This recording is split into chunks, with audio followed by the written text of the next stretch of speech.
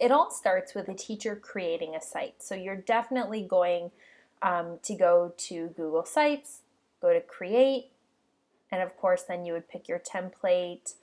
We know you've had some experience with this, and you then start creating a site. So as you can see, I have a site here that I can edit, I can modify. I've already outlined what I want the students to be able to learn and what's important.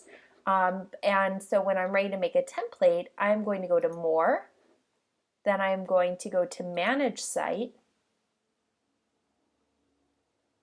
And once I get to Manage Site, you'll see right here that there's a button that says Publish this site as a template. When you click that, you're able to give it a different name if you want. You're able to enter a description, which we believe is very important, especially if you're working in an educational institution where this is becoming definitely a best practice. Would be to make sure you include the description as well as keep a site name that makes it easy for students or other educators to be able to use.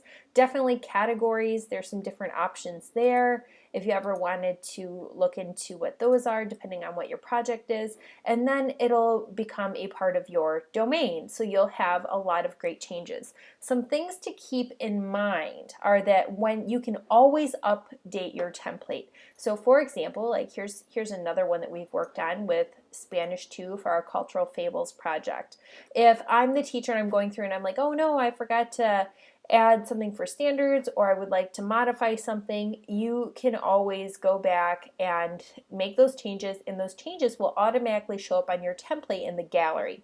But one thing to keep in mind is that once someone takes the template, it becomes their own Google site, and those additions or reflections will not be changed to that person's individual project because it once again is theirs. It's no longer the lively updated template. But just so you know, there are some great options there for educators. So once again, you would go to More, you would go to Manage Site, and then you would be able to go to Add as Template. And this one actually was already created as a template, and that's why you're not seeing it there. So that is definitely something important to point out as well. If you're like, oh, I don't see that, maybe you have already done that and it exists as the template.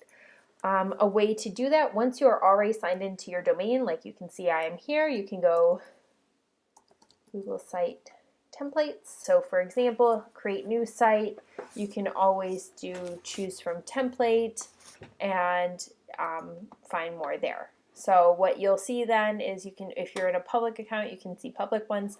Otherwise, you'll be able to see ones from your domain.